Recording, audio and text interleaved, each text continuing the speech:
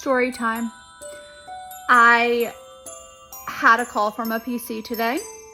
They signed a full settlement agreement on someone had filed a petition for modification of the parenting plan. The other person had filed another petition for modification of the parenting plan.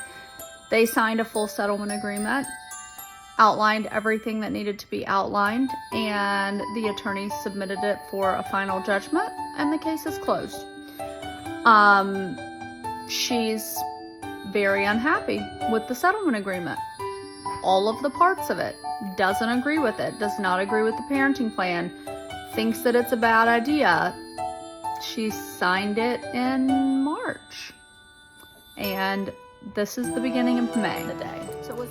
If you enter into a settlement agreement, or you go to court and there is a ruling that happens in court, you don't just get to change it if you don't like it. And if you do a settlement agreement without a lawyer, or without a lawyer that practices family law and understands family law and has done this many times, and you end up with a settlement agreement that gives the other person the property but doesn't require them to refinance to take your name off the mortgage, you're screwed. I mean, you're really screwed. There's very limited few options that someone can do to help you at that point. Or you go to a hearing on issues related to your children without a lawyer, and the judge makes a ruling and you don't like the outcome of it, right?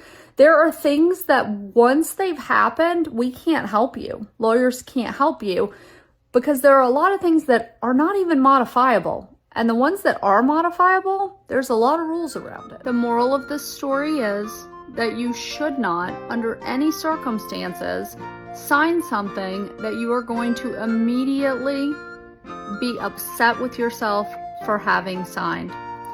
And also understand that when you are signing a settlement agreement, it means you have to compromise, but you're going to have to live with the consequences of that compromise.